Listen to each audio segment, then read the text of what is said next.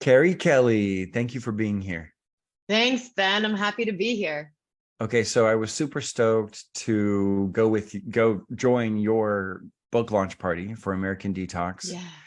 Really appreciated everyone that you brought there, how it was curated, the sort of specific taste of the things we all had in common. And what I really noticed was this keen awareness that you brought uh, of almost like correct me if I'm wrong, what I see it as is the wellness to white supremacy pipeline. I've not heard that one before. That's good. That's good. It felt like that was sort of one of the areas where the majority of that group overlapped, and that's such a I think a core message that resonates for me with your book is articulating such an important message to our community. Can you just like tell me about this book, how it came into being? Yeah, thanks for reminding me of that special night too. That was such a great gathering of disruptors and wellness troublemakers, including you, by the way. Yeah, whenever anyone asks me about like how did this book come to be, I'm like, God, where do I even begin, right? Because I think it's been brewing inside of me for a really long time. Um, I've sort of been in the wellness industry now for over 20 years and came into it quite honestly with like a deep yearning, a deep desire, like many of us, right? To heal, to recover from grief, to find another way of being, to better understand, how to navigate this very messy and uncertain world that we are in right now. And wellness sort of had the answer to all of my questions, quite frankly. It was like, it was like, do this, read this, go into a lotus, Try breathe it, this. try this, and all will be well. You will be enlightened. You can transcend this fucked up mess that we live in right now. And so I bought into that for a really long time until I could no longer buy into that. I think for a lot of us, the paradox, especially in Western wellness, is that we go in with this deep desire to heal. And what wellness in fact does, if you're actually doing the practice, is that it exposes the ways in which often we're just escaping the pain, or we're trying to bypass the truth of who we are and how we got here. And so I had this like one incident where I was going to a yoga school south of Market in San Francisco. And there was like a group of homeless youth that literally camped out and lived in the opening, in the awning of this yoga studio. And I spent many days going in and out and not paying any attention, as did many thousands of people that like crowded into this yoga studio like it was church. Until one day I started to like pause, and then I stopped and I was like, wait a minute, here I am coming out of this yoga space all blissed out and like transformed and walking right into the reality of like all of the suffering that's right outside of our bubble, right? Right on the other side of sort of the wellness sheen, I think often we're all in. And that's when I really started to ask hard questions about whether wellness was in fact making us worse, this sort of wellness for some, this sort of wellness for the privileged, this wellness that wasn't accessible, and this wellness that was deeply individualized, that actually didn't take into consideration the many unwell systems that we are a part of that are really making so many of us, sick and suffer. And so that's, I think, where the beginnings, right, the seeds of this book started. I just started to like ask hard questions. I started to like disrupt wellness spaces. I started to like politicize my wellness and organize people around what I believed were like, well-being issues, things like, fighting for a living wage and making sure everybody had a roof over their head, and food justice and voting rights. And that for me was as much about the practice of wellness as was hitting my mat or getting on my cushion or doing some, wellness protocol or eat healthy organic foods. And so anyway, so like my wellness practice, in fact, really transformed and became so much more than I think often what we see in magazines or what we're sold by sort of the Western wellness culture. It became about like being in the world in a really real and radical way and asking the question, like, what is it going to take for us all to be well? And Right. are any of us well if so many of us are suffering and sick? And so that's really the impetus that inspired American Detox, was just like a whole lot of questions, a whole lot of questioning, and a deep yearning, quite frankly, a deep desire, not just for me to be well, but for all of us to be well, and what that's going to take. Yeah, that's huge. I fully have to admit I was a super fan of CTZNWELL. I was like an adoring fan, invisible in your enormous crowds, loving your work. We had our shared admiration and appreciation and friendship with Marianne Williamson, and her approaches politically and as an activist, especially with Sister Giant, and then all the various many things that she's up to today. And she's been trailblazing that intersection for so long, right? I mean, she wrote Healing the Soul of America, I believe in the, I can't remember now, in the 80s or in the early 90s, early 93, 94. Yeah. Yeah. So like, just to be clear, right, of the like lineage of this work, right? It goes all the way back. And I remember reading that, many years later, many years beyond that, maybe around the time of like 2014, 2015, 2016, and being like, oh my God, nothing has changed. Like everything she was writing about, many decades earlier was in fact still our reality, right? Mm-hmm. And so there was just so much truth to what she was exposing in that book, and to what she's continued to expose through her advocacy and obviously her campaigning, that I think has inspired a lot of us, right, to ask deeper questions about what it's going to take for us to heal. Right. Yeah. And I think that's so important. It's like this premise of the microcosm and the macrocosm. What the microcosm expresses and experiences and displays, the macrocosm will express, experience, and display. And so it's like this idea of, you're doing your juice cleanse, you're doing your yoga, you're doing your morning affirmations, and you have your vision board, and you're chanting your sacred text, whatever it is, but you're stepping over the unhoused person on the street.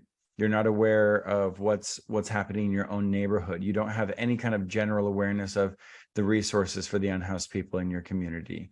You don't have an awareness of the different sorts of local legislations that are being passed that are going to affect people because they don't affect you. That's privilege.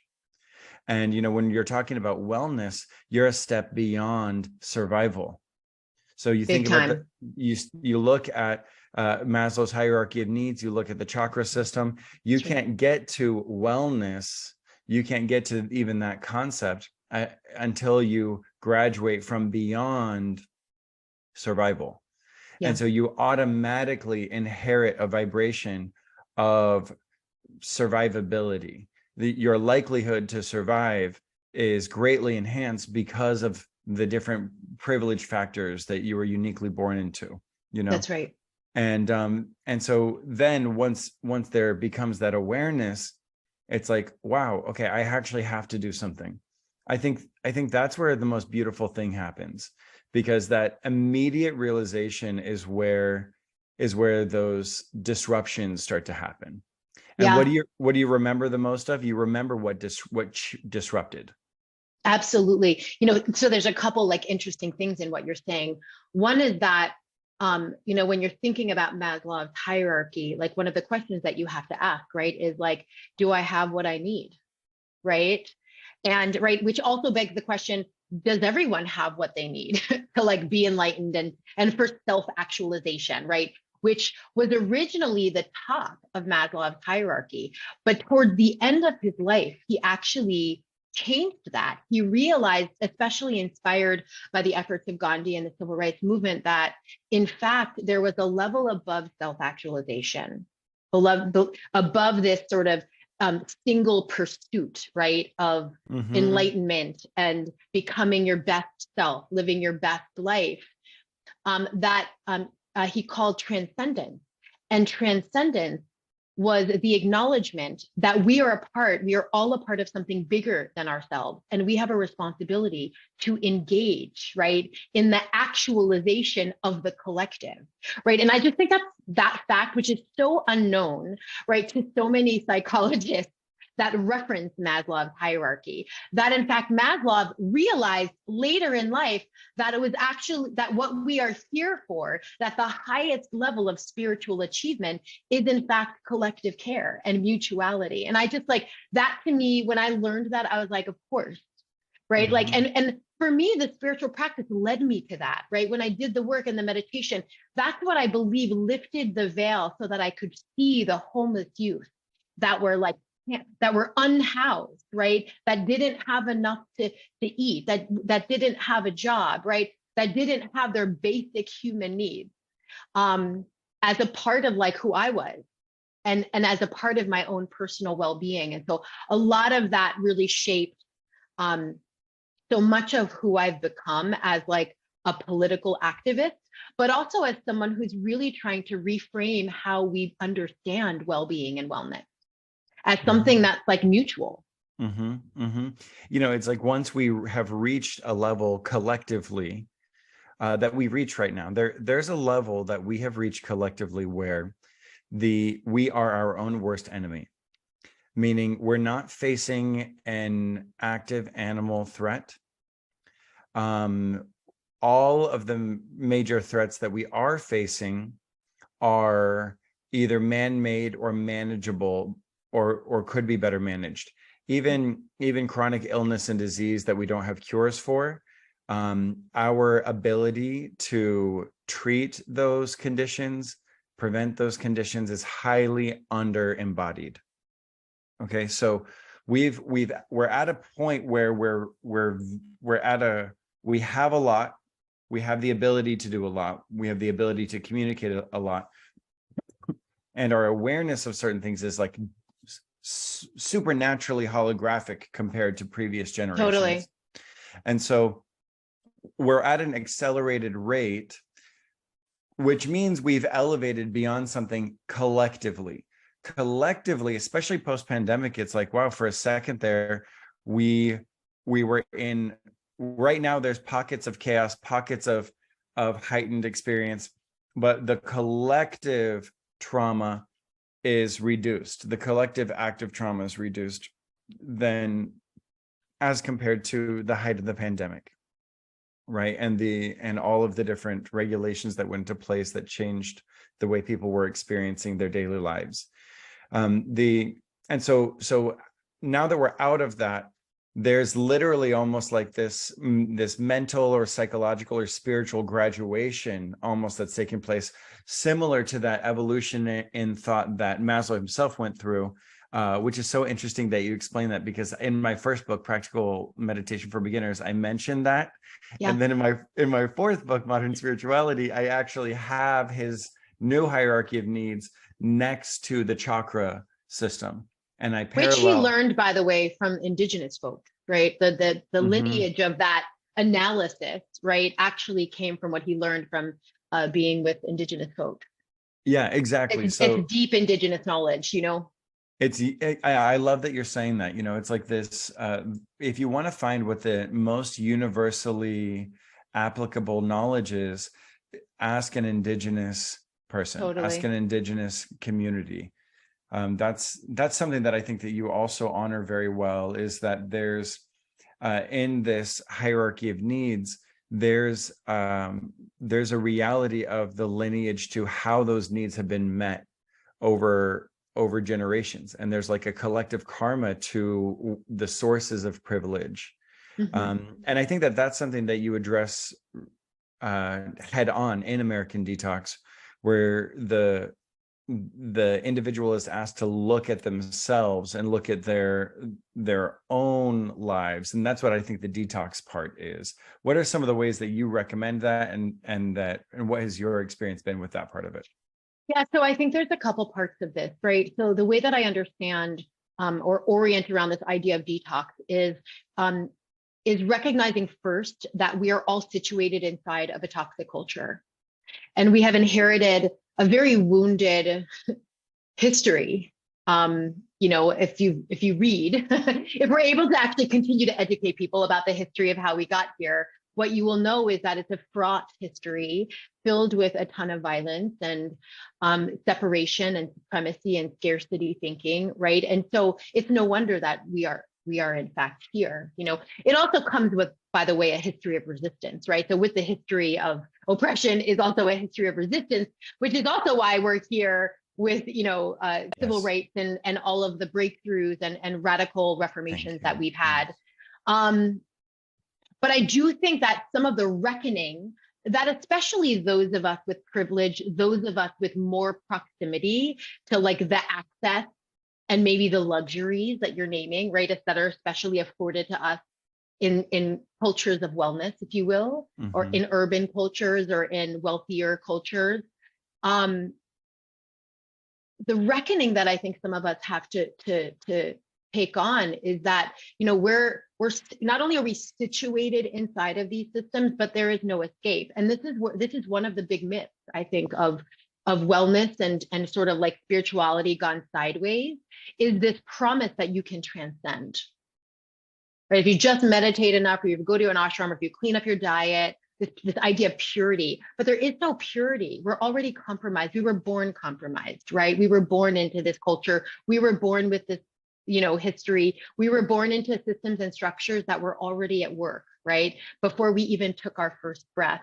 So I think understanding that helps us start to grapple with the ways in which all of our lives we've been breathing in this toxic air and internalizing these toxic beliefs like scarcity and perfectionism and individualism and supremacy, the idea that some people are more superior, right? Entitlement, right? That some of us walk around believing that we deserve more than other people, right? Or zero sum, the idea that for some of us to win, other people have to lose, right? An idea that's deeply rooted in scarcity.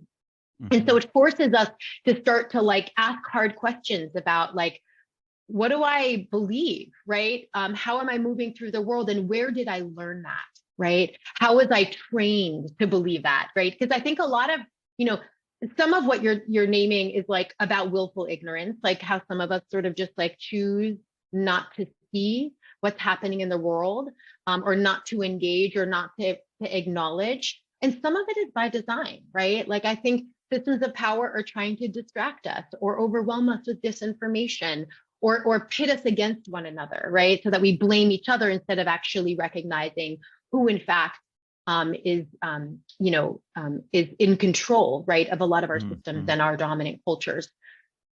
And so I think starting to ask those questions about ourselves is part of the process. This is like the personal piece. It's like, okay, where did I learn this? Is this actually helping me thrive? Is perfectionism actually getting me where I want to go? Or is it actually causing me suffering, right?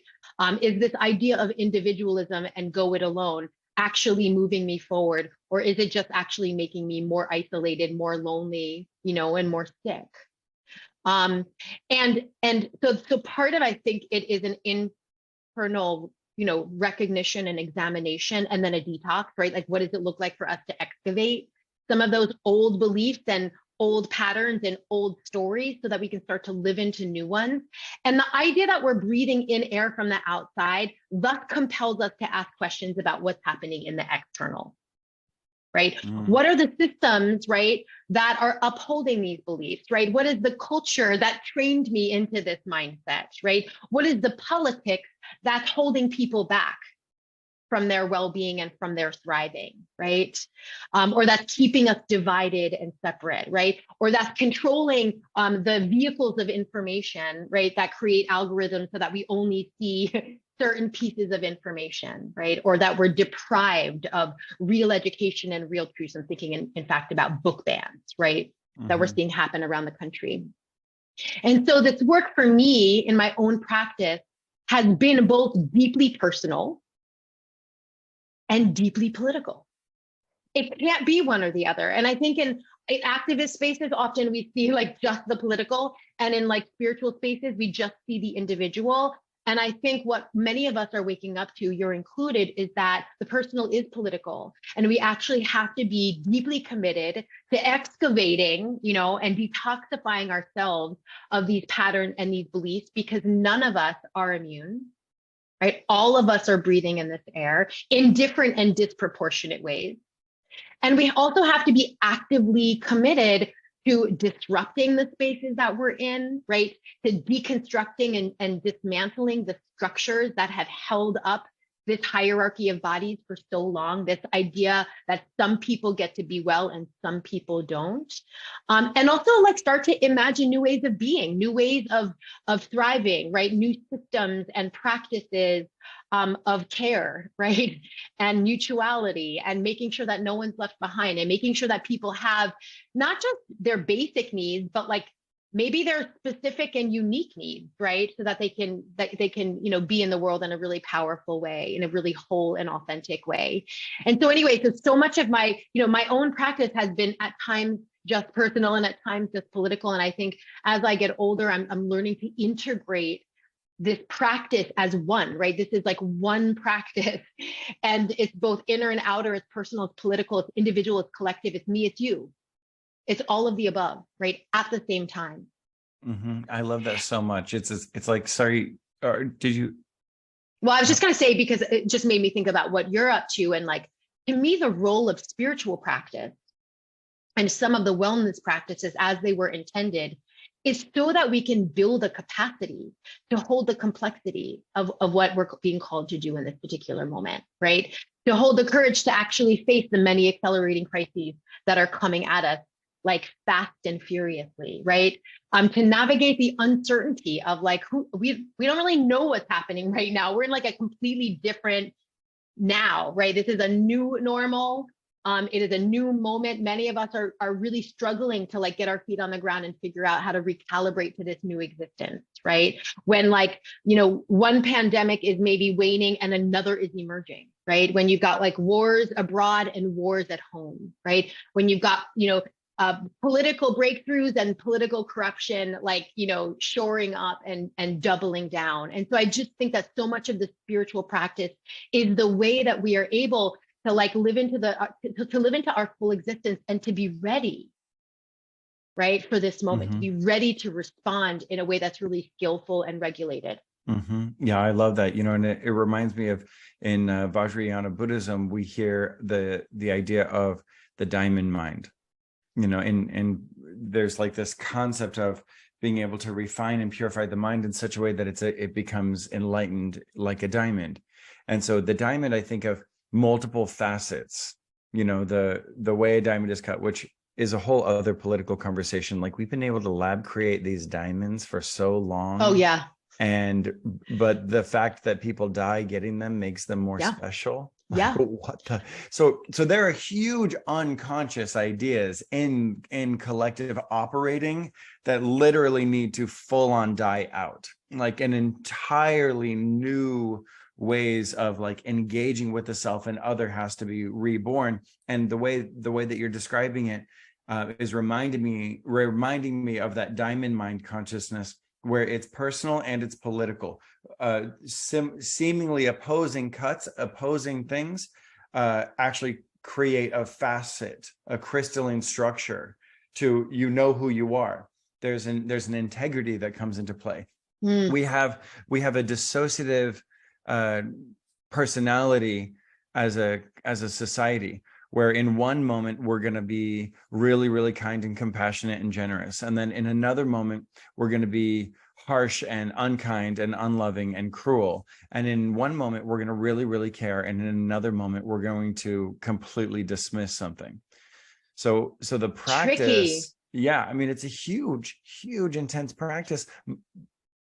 Well, and some of what you're making me think of, even with like the diamond reference, is how like diamonds both throw light and shadow, right? And so like, and I feel like that's what you're naming, right? Is like how we embody contradictions within the human existence, right? And so do our systems, right? Like no system, no corporation, I don't care like how B Corp they are. Like none of them are pure, right? We're all sort of operating in this really compromised state, and we're doing the best that we can. And so how do we hold the contradiction, right?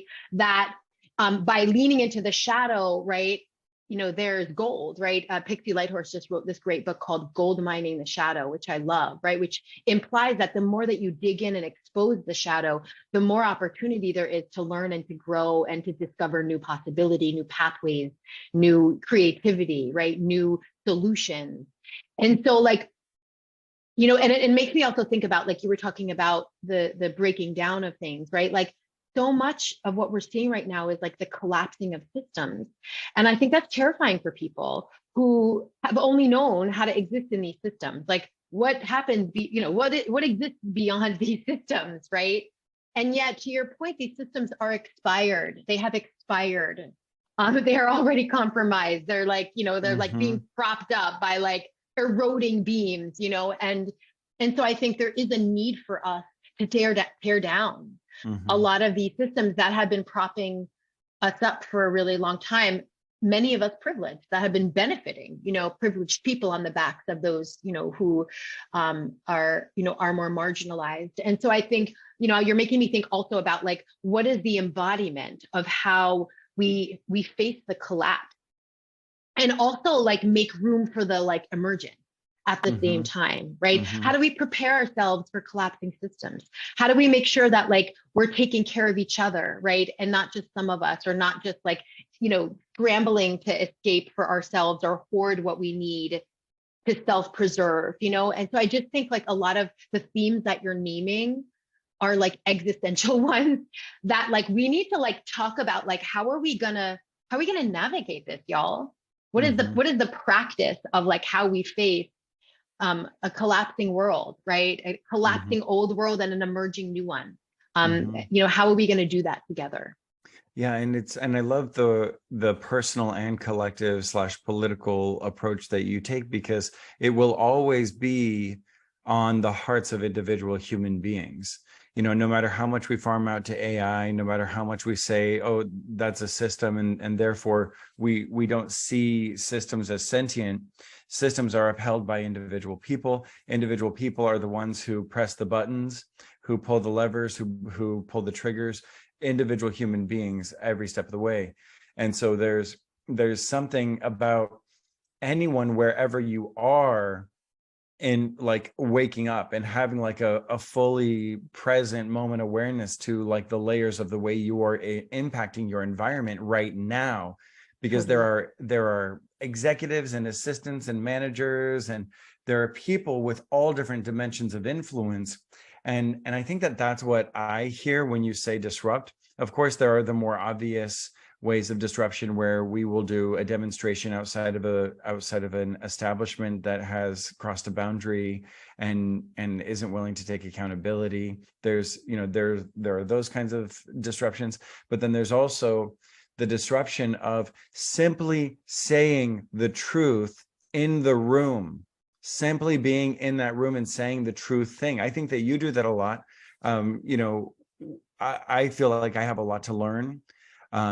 But I feel like if I'm saying something wrong, or if I'm not fully aware of something, or if something is risen topically in conversation, I feel communicated to by you. I don't feel talked down to. I feel communicated to. I feel like sometimes I'm being educated by you, and sometimes it's directly and sometimes it's indirectly. And I feel like that's what we need more of. You sort of catch more flies with honey. It's like it's hard to say this, okay? Because I realize even saying that is a privileged state. I'm talking about infiltrating the biggest, baddest titans on the planet and getting in there. And it's like the symbol of David and Goliath. He took the smooth stones and hit the third eye of Goliath. So that's a symbol, I think, of little old me, little old you, little old we, with our little stone. And that stone is just the truth penetrating to the inner awareness, the third eye of the system, which is really the heart of the individuals. You know what I mean? So it's like, I'm not saying it's perfect and right that we are in a world where we have to learn how to sweeten up our message or couch our message so that more people will hear it or whatever. I'm saying it's not about sweetening it. I'm saying it's about delivery. It's about the most effective surgical delivery. I'm not saying that you're protecting my ego by correcting me or informing me in a kind way. I'm saying you're doing it in the most effective possible way. You're not holding any punches, but you're also delivering something with like surgical precision, you know. I feel like what you're naming is about your work.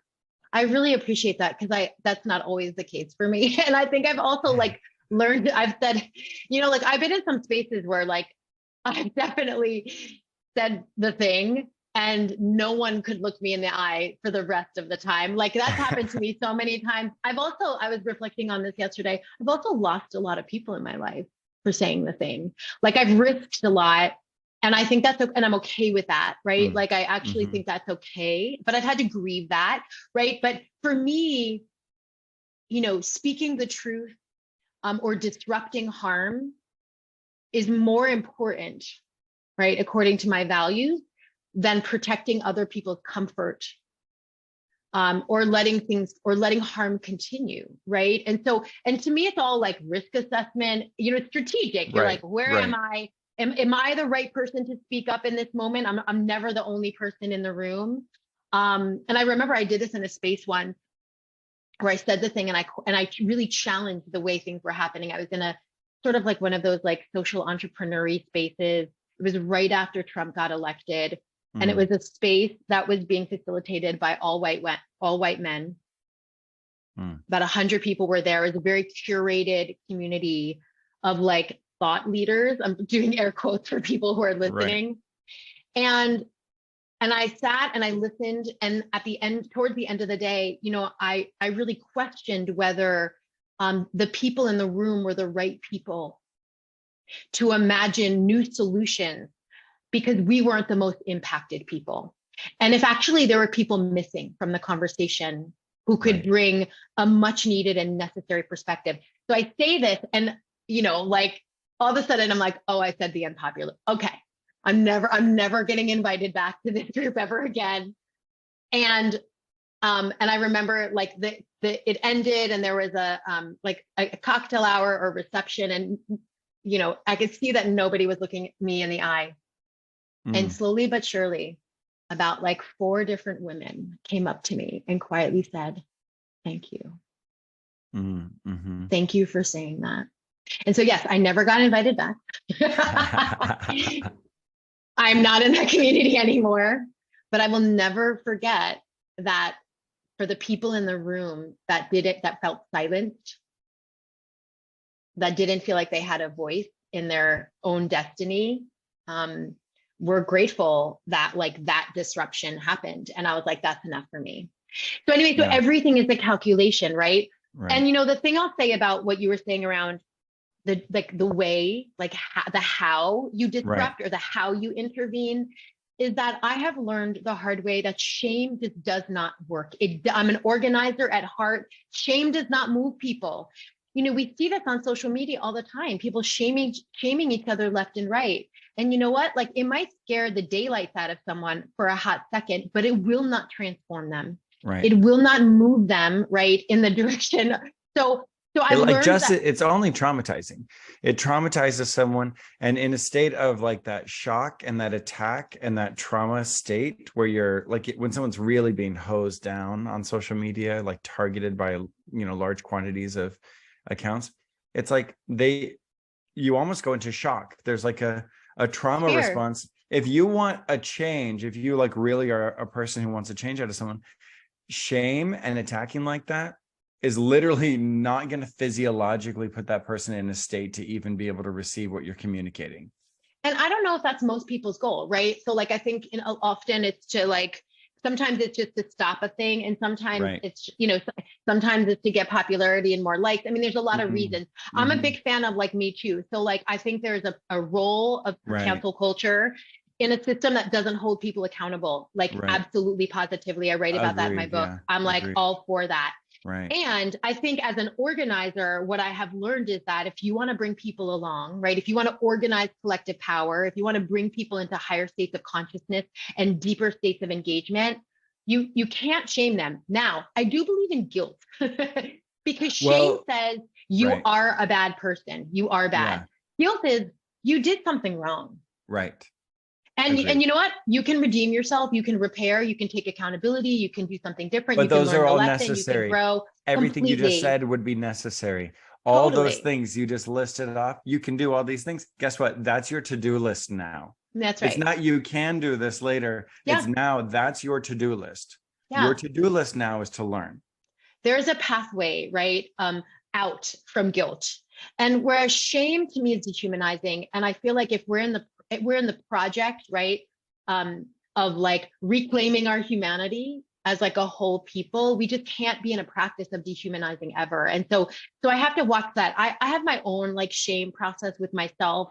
And I know how debilitating that is. Like it doesn't move me forward. It doesn't move me towards growth and transformation. It often makes me feel smaller. It often makes me hide and isolate. It often makes me lash out at others, right? So it's like it's a poison. Right. And so anyway, so like I'm always thinking about that, and I've made mistakes before, you know, like I've projected my own shit onto other people, and I've learned the hard way that didn't work very well. But I think, you know, for me, as someone with a spiritual practice, you know, being in spiritual practice is about embodying my values. And so like, I have to do that even when it's unpopular. I have to do that even when it's risky, especially given how much privilege I have. And so I'm always, you know, those are the kind of conversations I'm having with myself when I'm contemplating how and when to disrupt or intervene. Okay, so that's beautiful. I also just have to I just have to pivot a little bit because you touch on something that I think is so inspiring. First of all, thank you for that, because I know so many of us want to be effective disruptors. We want to support justice and goodness. And I think that's why we're attracted to superheroes. We want to have our moment where we do the right thing. And so I think that's a very encouraging and relatable perspective that you've presented. I want to pivot right now real quick to this notion that you explained.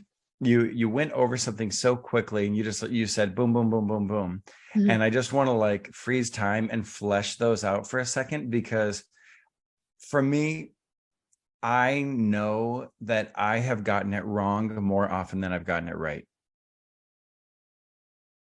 And so help, how I have to get better. And I think that this is something someone else might, you know, also agree with. For them, I've got to get better. We've got to get better at being wrong, knowing that we were wrong. Yeah. And I would say we need to also do some conditioning about making mistakes, right? Yes. And one of the things I heard recently that I love, and I can't stop saying it, is that it's not about not making mistakes. It's about not making the same mistake. Right.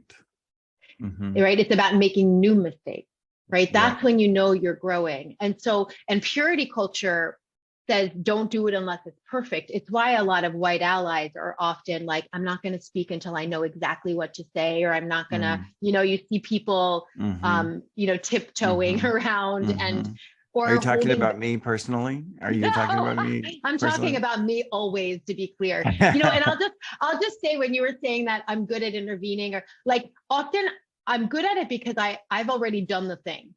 So like often I intervene from the place of like, when I made that mistake, you know, here's how it went down for me, and it wasn't pretty, let me tell you. So like, I think when we bring humility, right, to like our conversations and our relationships, that helps humanize it, right? And it, right, and it makes it more approachable. But this thing that you're calling around, like, how do we build a capacity to be wrong? How do we build a capacity to make mistakes? Is both personal and it's collective. It's personal in that, like, we just need to be brave, right? We need to stop being attached to our innocence. we have to like detoxify ourselves from perfectionism because there is no perfect, right? Right. And often perfectionism or trying to be right, especially for white folks or people of privilege, is often actually when we do the most harm. Oh, wow. It's often when we do the most harm. It's like when we're trying to be perfect and right and say all the things and do all the moves, and instead of just being human and being relational, right? And asking for accountability, and so, I think some of it is like doing the work to flesh out some of those patterns, right, that keep pointing us in the direction of like right, of perfect, of pure. And I say it's collective in that I also think that we need to build relational and collective capacity for accountability, for like a real culture of accountability, not a culture of punitive, not a culture of disposing of people or canceling people, or even like throwing people away because they're not at your level of political wokeness. Right? Like that to me also is like a really gross form of like judgment and shaming, that like if you don't speak my political language or use all the exact right words, or if you're not as woke as me, like you're not included, is actually more of the same shit. And so, creating a culture of accountability means both that like we're invited to be brave and to be authentic and to take risks, right? And to try something new. And when we make mistakes, we learn how to take responsibility for those mistakes, right? We learn how to have courageous conversations around impact and harm. Like, you know what? I think something in this room just happened, right? A thing just happened. I felt it in my body. I want us to pause and just see what happened here. Is everybody okay? Do we need to do something, right? And often that just opens the door for a conversation. Like, you know what? I feel like I may have said a thing that was wrong. I just want to take responsibility for that. I'm sorry if I said that, or if that was derogatory, or, so I think we just have to like build more relational skills that hold our collective humanity, but that also center accountability. I think sometimes we try to create so-called safe spaces that are superhuman and compassionate and empathic, right? Especially in our world, but that don't have any accountability in there. Like, don't acknowledge the thing that just happened. Don't hold anybody responsible, right? That also isn't helpful, right? Because we live in it reminds me of that teaching that's so common, like around sort of like the co-opting of the forgiveness model, where we literally forgive someone and therefore don't ever communicate with them about what really happened, or we say that we forgave someone, and then we also act like, well, it's sort of their job to forgive me on that, and I forgive that moment. And it's like a lack of accountability for the self and sort of spiritual bypassing, when it comes to our own process.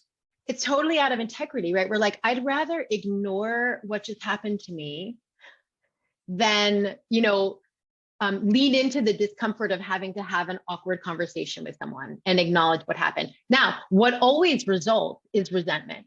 So like that never works out, by the way, like, because before long, like some resentment will arise. Like you just can't, if you're being harmed, like you can't just keep bypassing it over and over and over again.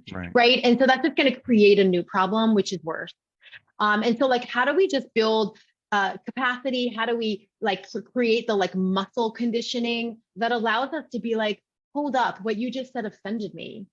You may not have meant it, but I just feel impacted and I can't move on, right? Or like, I think something in the room just happened, right? And I think what you said actually may be insulting, right, to the people that you were speaking about. And I want to see if everybody in the room is okay. Do we need to actually talk about this some more before we move on with the agenda? And sometimes it's like time out, like no more, no further. Like we all need to take a breath and we need to pause because like this is going down the wrong path, right? I just want to say, I don't think there's a right way. I just think there's practice. You're not going to get this right every time. I don't care how good you are. I don't get it right every time. But I learn. Right. And I think that the way that we learn is by taking an interest. You have to care. You know, people come to me, they say, well, I want to learn to meditate. I want to do a shamanic plant medicine experience. I want to do energy healing. Well, one course in any of that is never going to get you everything you need. You have to take an interest. So if my book is the only meditation book you're reading, then I'm going to need to send you a list of 10 other books, because mine is a gateway drug.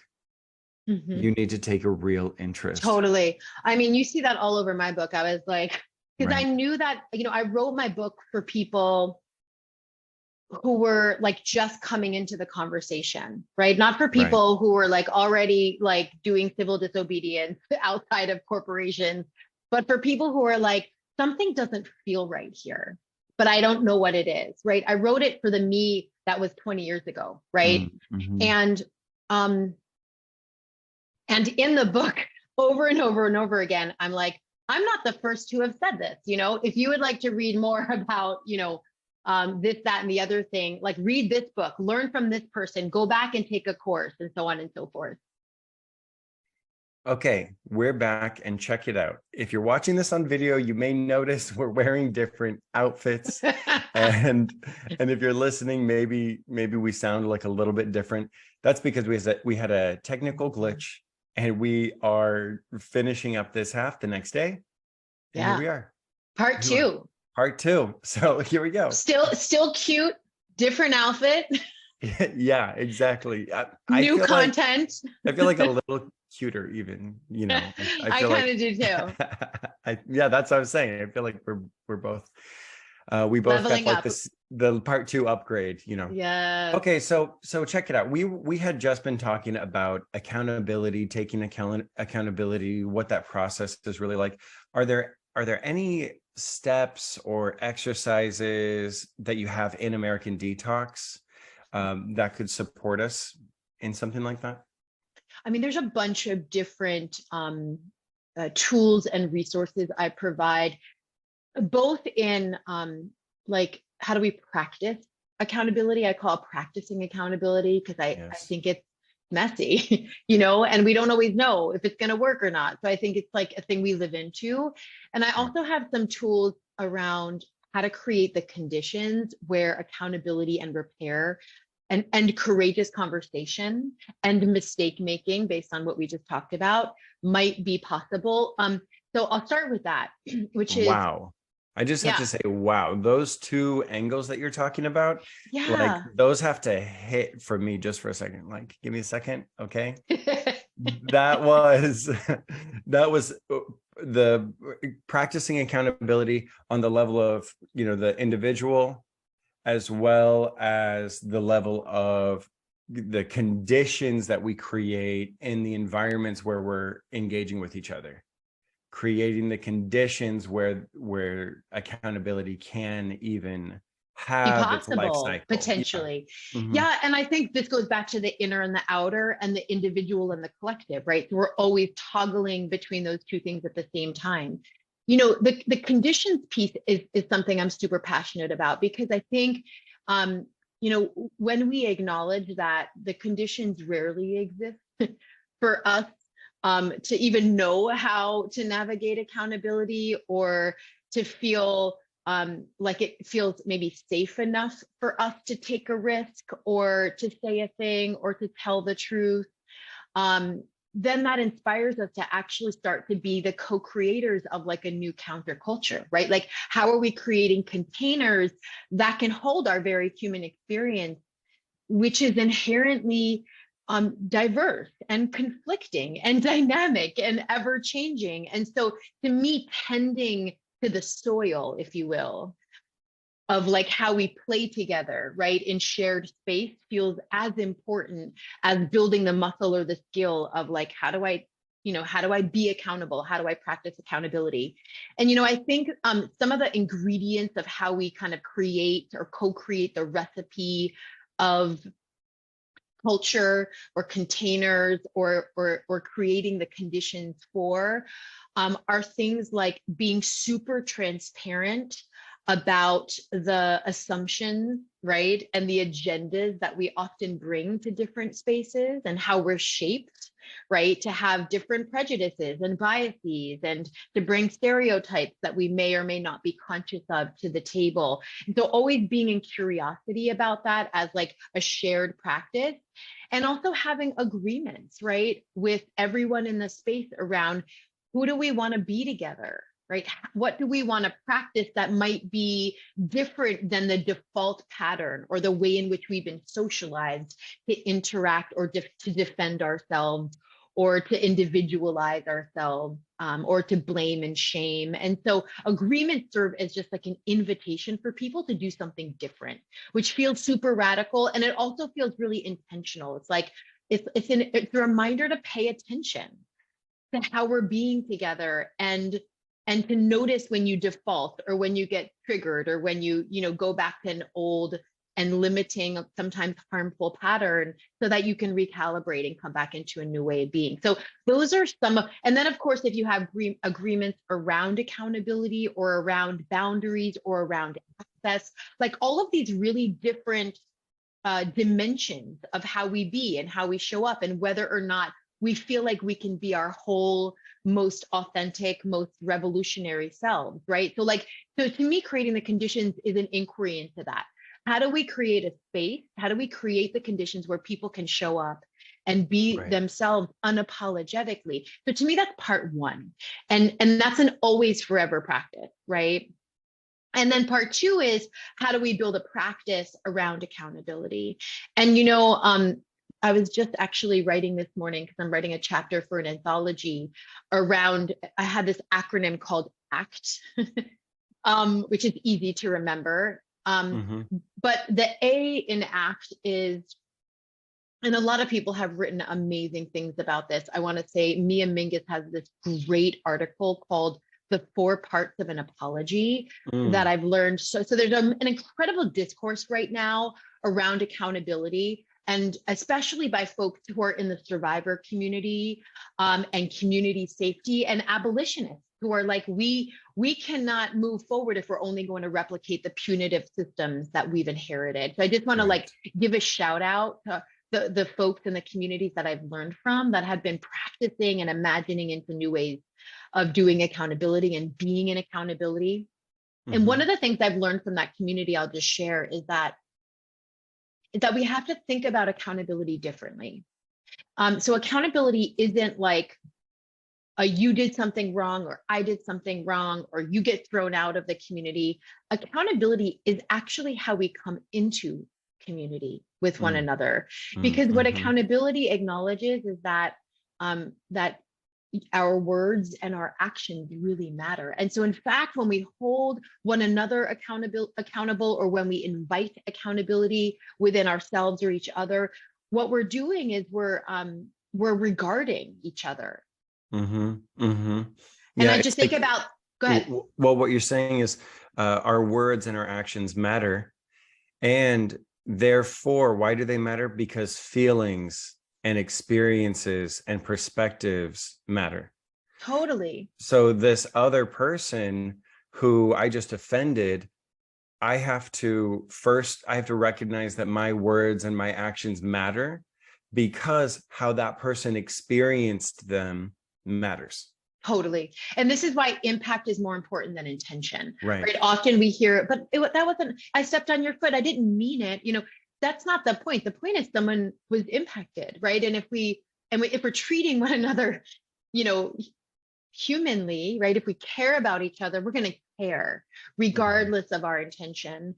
And so this idea, and the other thing I'll just say is that, so now when someone holds me accountable or invites me into accountability, I think of it as an act of generosity. Because there have been many times in my life where I've made a mistake and folks have not held me accountable, which I think kind of said a lot about whether or not they care about me or they care about. So when people are like, actually, that thing you just did hurt my feelings or impacted me, and I'm like, oh my God, thank you for bringing that to my attention. And I'm sorry, Okay, so back to the acronym. So A is acknowledging that we exist in these really unequal systems, right? That often cause us to impact each other in dynamic and different ways.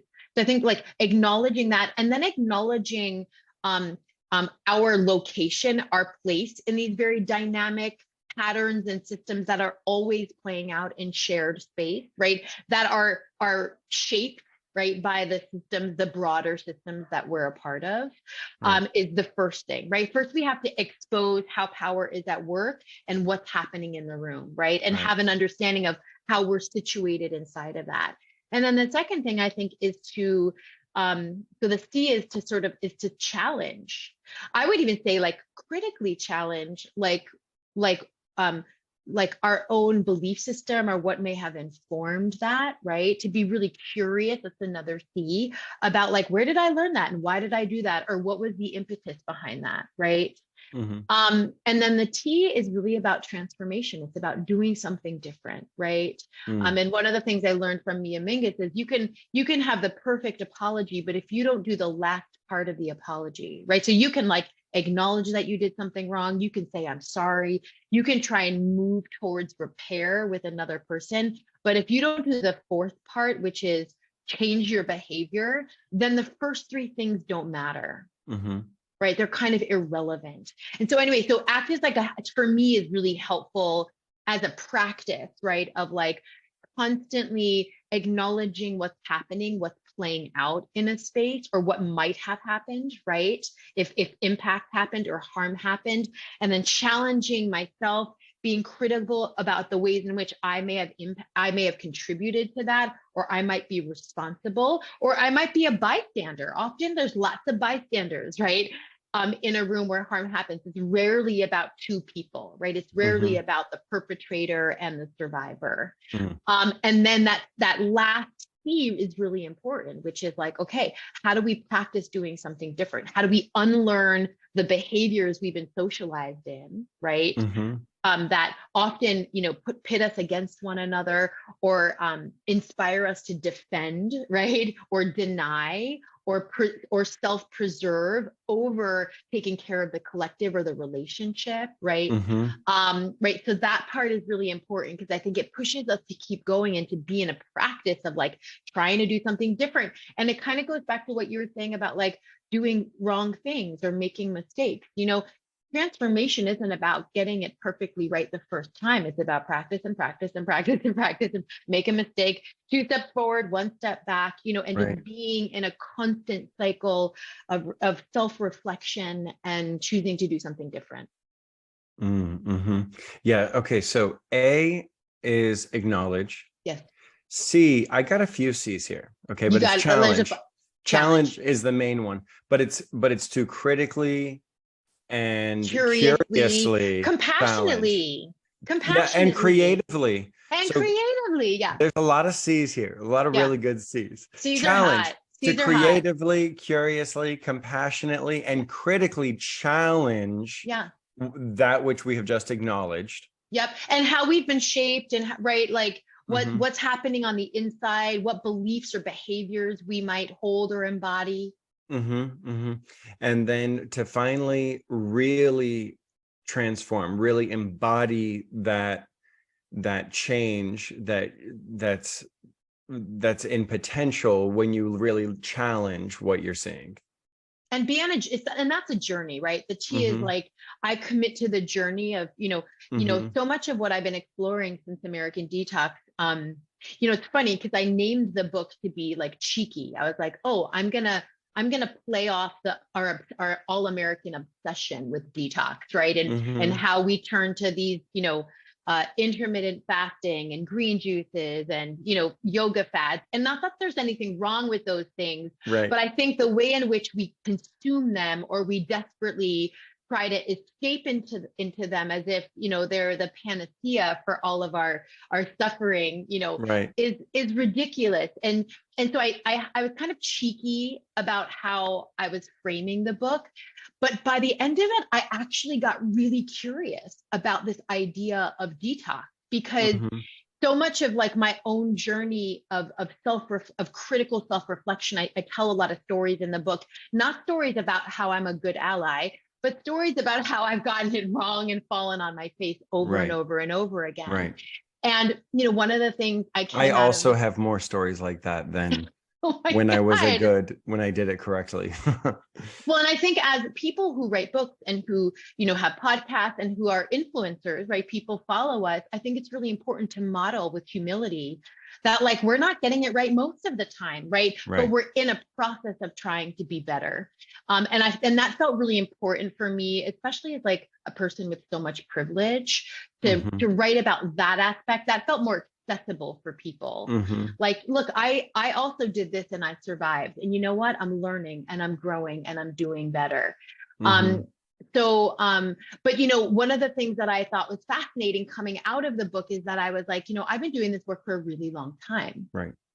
And I right and I have all the right words, I have the analysis, I have I understand the history of where we come from. I interviewed all of these people, I consumed tons of books and I've gotten tons of training, and I still do the thing. I still do the thing Mm-hmm. when I'm not paying Hmm. attention, when I'm Right. scared, when I'm Hmm. triggered, right? Hmm. When I feel like, no, I still do the thing. I still default to the old pattern, right? I still cause harm. I still put myself first, right? I still feel entitled, right? I still buy into scarcity mindset. It's so important to recognize that within ourselves. You mentioned in your acronym ACT, the first one is acknowledge. Similarly, in the 12-step programs, the first one is really about honesty. Surrender. Yes. Yeah, it's really recognizing with fearless honesty the reality of what's taking place, the reality of what's happening. And we have to be able to say, look, my intention is to be an excellent ally. The result, the impact hasn't always been that way. You don't know what you don't know. Ignorance, is something that someone else has to tell you, that you're being ignorant. And unfortunately, it's an uncomfortable situation, but it's worth the discomfort for there to be Totally. the energy of justice entering into the space, and heartbreak and embarrassment and things like that. Not the shame, like you're so bad, but heartbreak and embarrassment and recognition of one's own wrongs. These are like sacred forces. These are like things that the universe created for mutation. They're like growing pains. Yes, They're like totally. psychic and emotional They're growing pains. gifts. They're teachers, right? Right. I love that framing of it. And I like this is where I really think that we can push and challenge the discourse in self-help and spirituality and wellness, Right. because so much of what I hear from that sort of dominant paradigm is the false promise of purity, is the false promise of transcendence, is the Mm-hmm. false, like as if we can rise above this. And I think I came out of this sort of journey with American Detox um, with the understanding that we are in fact all compromised. That actually is the state from which we are operating from. And so to me, like what I want to hear more in our discourse is like curiosity and like radical naming of that, of Mm-hmm. how like we've been shaped and socialized and conditioned to strive, right? And to reach for perfection and to buy into scarcity and to go it alone and to operate like we're entitled to all of these things more than other people, right? And to assume zero sum. I'd rather start there as like the baseline and then have conversations about, okay, how can we be in a process of unlearning those things, right? How can we do that together, right? So that we can hold each other accountable as we grow and we transform our ideas of what is true and what is possible and get creative, right? And imagine new worlds, right? New ways of being together. That to me is like, I believe where we should begin in these conversations about what does it mean to be well? What does it mean to be spiritual? What does it mean to thrive? Mm-hmm. Mm-hmm. Yeah, it's something that Sa says all the time. My partner, your friend, he says all the time. He says we have to stop focusing on self-care. Self-care is so important. You have to have self-care, but we overemphasize self-care and we ignore community care. And the way we are wired physiologically, we actually, this is going to sound so crazy. We actually feel better physiologically when we're helping other people. Completely. When we're actually doing shit for other people. It's like, if that's what you need, if we need the selfish excuse, well, then we're lucky. That's another gift from God. It's baked into the physiology. We feel better. Sometimes it's hard. You know, there's a place of a food bank that I think we've may have invited you to join us sometime. On Saturday mornings, we have to get there across town, Koreatown. Luckily, there's no traffic at 6 a.m., but you've got to be there at 6 a.m. And that's not easy. Getting up that early, especially if you're doing things like avoiding coffee or, you know, getting up that early to go carry heavy things. And do literal like service, like laborious, challenging service that tests your body for all these people. And you do encounter them directly. And it's not always comfortable. You're experiencing people in all different kinds of states. There's always some kind of excitement that comes in. But you get there, and everyone who's there, for the most part, 99.99% of the people receiving benefit are so grateful that you're like, wow, immediately. Can't believe I considered not doing this today. So grateful I did this today. You know, and if that's what you need to start, that's not a terrible place to start. Yeah, it's a great invitation. And I feel like this example that you're giving us of like self-care versus community care is a perfect example of what I'm talking about, because when we unlearn individualism and our obsession with the self as something separate from everything and everyone around it, then what we realize is that, in fact, community and collective care is self-care. That we're included, you know, it's not like it's this or that, right? That our self-care, we're taken care of when we take care of the whole of who we are. It includes us, right? And so we get out of that kind of binary because we remember interdependence. Right. We remember what's good for the body is good for the heart. What's good for the body is good for the liver. What's good for the whole is good for the part. 100%. Right.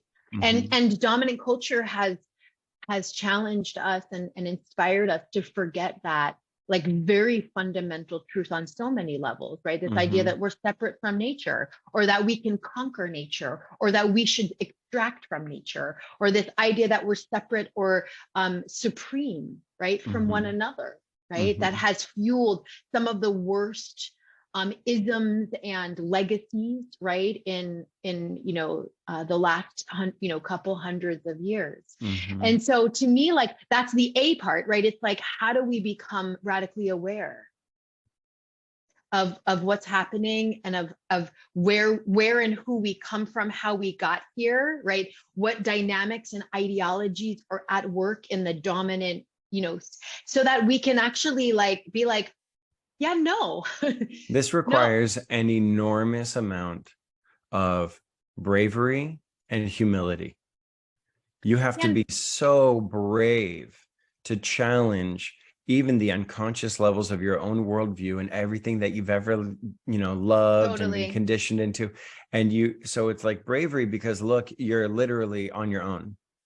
A new trail is being blazed, and you kind of have to, like, you know, be willing to take a leap off of any platform or any condition that you're comfortable with. And then you have to be so humble, because when you enter into any of these other spaces, you don't know shit. You've got no clue what you don't know. Yeah, that's right. I think that's really skillful. And I would add, you know, one of the things that has really like moved me in this work is my own reckoning with what these ideologies have cost me, even the ones that I have benefited from. Like, what like, is scarcity really working for you? Right? Is like buying into this hierarchy of bodies really working for all of us? Right? Like, I just think that, like, when we start to challenge some of these ideas, even if we bought into it, even if it's our comfort zone, even if we're propped up by these systems, I think when we actually like dig into them, into the underbelly of these systems, what we recognize, what we discover is that they're not designed for most of us. And they're kind of actually making us deeply sick Right. And suffering. And so to me, that really like shook me to the core when I started to really examine the cost of perfectionism on my life, on my marriage, on my career, and the cost of whiteness, like whiteness, which I have benefited from since the first breath I took, right? Since before. Well before I came into the world, right, has also cost me a lot. Right.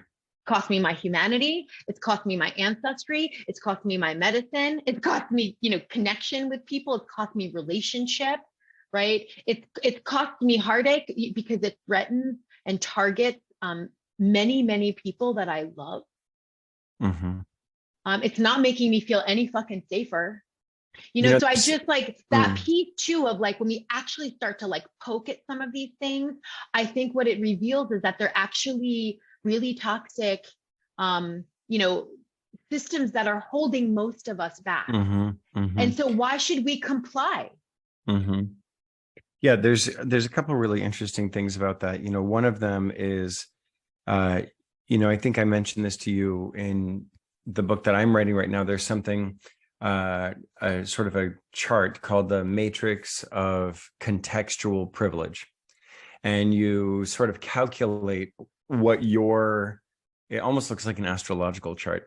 You sort of calculates visually what your contextual privilege is, privilege in the context of what other people are experiencing and have experienced and do experience right now globally. It's as global and relevant as I'm able to do. That's the intention, It's messy, it's complex, it's not binary. Yeah, exactly. And so the idea is there's like a zone within, there's like a balance.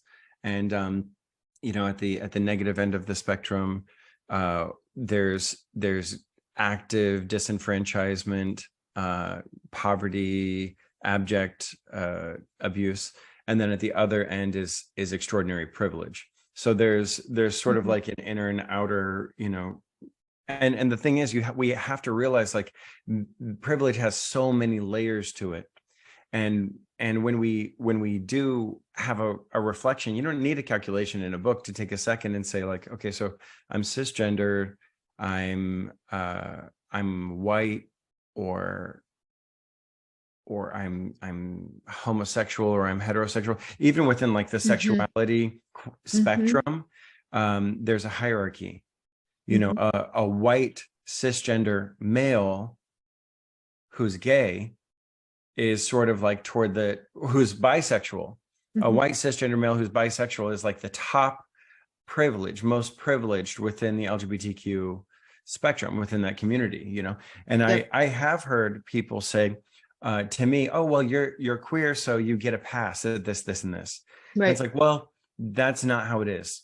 That's actually not the truth. The truth is that what me, a white bisexual male who's over 6 feet tall, whose parents are married, who was born in the United States of America, who remains living in a major metropolitan area. It's like I've got geographical privilege. I've got family, childhood privilege. Even though there's abuse, even though there's things that I've experienced that were traumatizing, it's like we put an emphasis on all of the trauma. We put this huge emphasis on all of the negative things and all the things that were scary and hard and bad for us. And I think we should, and I think that's important to heal from them personally and our ancestral things. But we also have to really, really do that calculation and realize like, wow, there's actually a lot of privilege here. Right. Well, depending on who's taking it, right? And exactly, I would call what you're describing social location, right? And social location is not who you are or your sense of self-worth or even what's happened to you on an individual level. Right. It's how dominant culture and the unequal society that we live in values your many categories of difference or identities or social group memberships, whatever you want to call it, right? It's an analysis basically of of the hierarchies that exist within all of the categories of difference that you mentioned. I mean, we could talk about sizeism in there. We could, right, disability, education, citizenship, right? All of these, literacy. Yeah. Oh, you said literacy, education. Yeah. language, yeah, but all of those are really, rural versus, And really, one thing that people don't realize is a realm of privilege. We talk about it, but what I think especially wealthy people don't realize, um, financial privilege is a construct. totally. Financial privilege is not inherent by nature. Right. The fact that you inherited that money, the fact that you created that money, the fact that you have that money, and now you have so much more privilege. Money, I would have to say, is the number one privilege. It's sort of sector one. If you have $100 billion, you are at the top of the privilege food chain. If you have $1 million, you're towards the top. But I think also when we talk about wealth, there's something very, very different about someone who has a net worth of $500,000, which is a lot of money, or a net worth of $1 million, which is a lot of money. That's already the top of global economic status, $1 million. But then where I think that there's this other thing, we sort of, because millionaire and billionaire sound alike, it's almost like we think that they're similar things. But 1 billion is 1,000 million. And so that's 1 billion. 1 billion is 1,000 million. Anyone who's ever had $1 to their name, anyone who's ever been broke knows a big freaking difference between $1 and 1,000. That's a big difference. Yeah, I totally agree. And, I think, what's complex about, in my own understanding about social location, is that it's not fixed. And so your location changes based on the circumstances. So I'm thinking about like a very wealthy, like a billionaire person of color, might be treated the exact same way if they were pulled over by a cop. Right. Then a poor person of color. So it's in these circumstances, exactly, is financial privilege even going it probably changes, right? Depending on the context that we're in, which is why I believe what you're describing, social location, is a practice, right? Our location is always changing based on where we are, what the circumstances are, who we're with. When I'm at a table with all white men, a boardroom table, right? My location feels very different than when I'm in a social justice space with all people of color, right? Like very different awareness for me of my proximity, right, to power and to privilege and to all the things that come with that.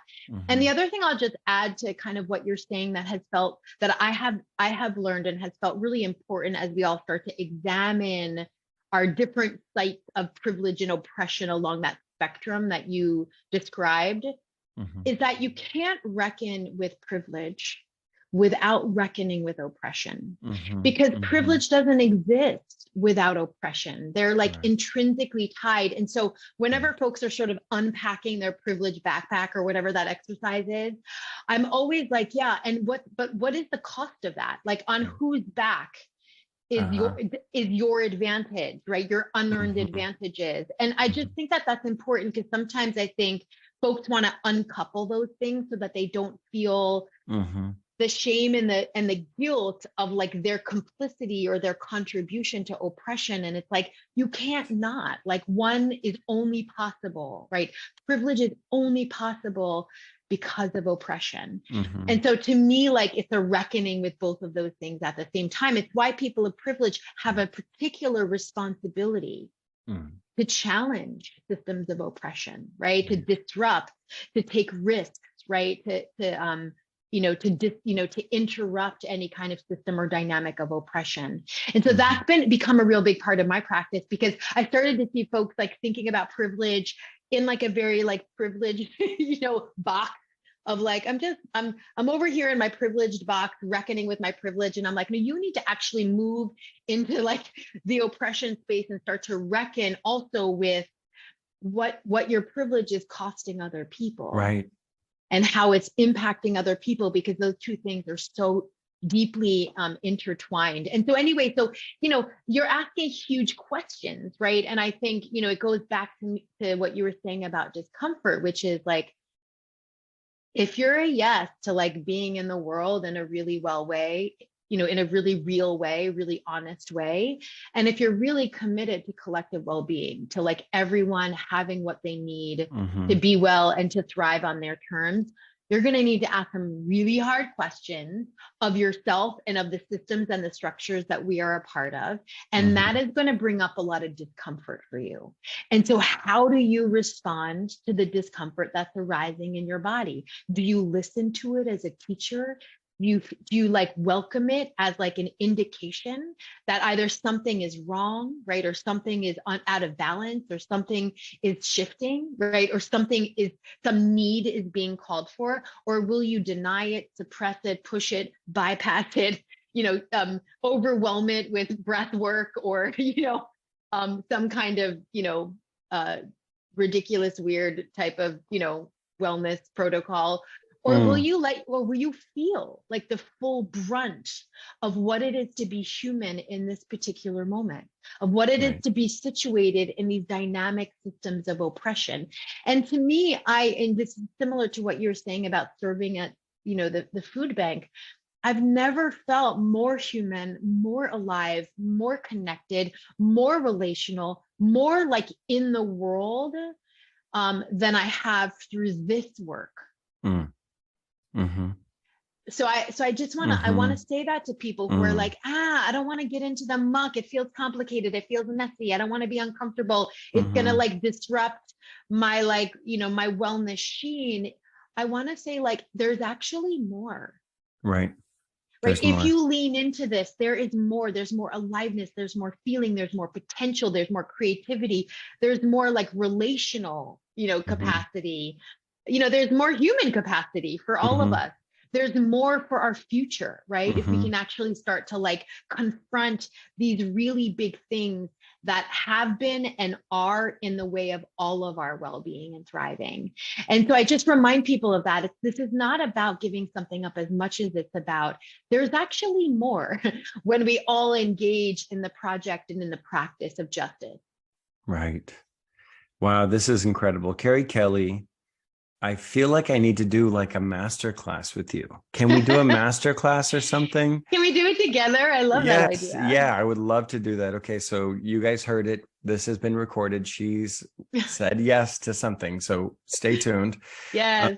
I feel like I would really be honored to workshop some information with you and really like distill a few points and share them in the context of some kind of workshop or something, because this is blowing my mind, and you're speaking to my experience, and you're also speaking to where I aspire to be. And there are a few wonderful other people that I think there might be some really cool synergy that we can bring together. Okay, so American Detox is an amazing book by Kerri Kelli, available everywhere books are sold. Link in the show notes.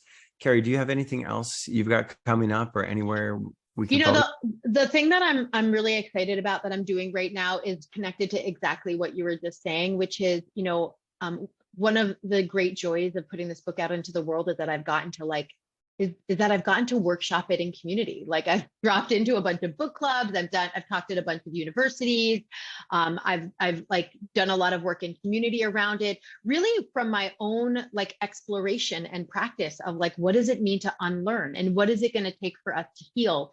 So I'm doing this thing called the Year of Unlearning this year. Wow. Which is really a community of practice. We meet up every month. It follows the framework of the book. So each month we unpack a myth or like a dominant ideology that has shaped us or that's shaping our experience.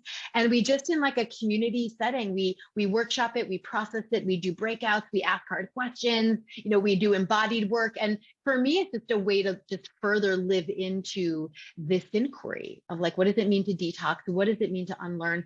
How can we do that together and like grow together and learn together? So if folks are interested in being a part of that cohort, it's open until March. We kind of kick it off at the end of March. And like I said, it's just a super accessible space for folks to show up and lean in. I love that. Yeah, that's a great thing to do, especially over time, the way you're doing it, checking in regularly over time. it's almost like you taking a medicine and then having an integration, learn Totally. something and integrating it into life. So love that. And I'll totally share that out and Thank you. let everybody know about that and participate, because Yay. I really value what you do. I have so much respect for the work that you do, and how you do it, the humility that you navigate it all with, and the integrity that you infuse into everything that you're doing. So let's do this again more soon. It is mutual, my friend. Thank you so much for having me. So grateful for you. You too.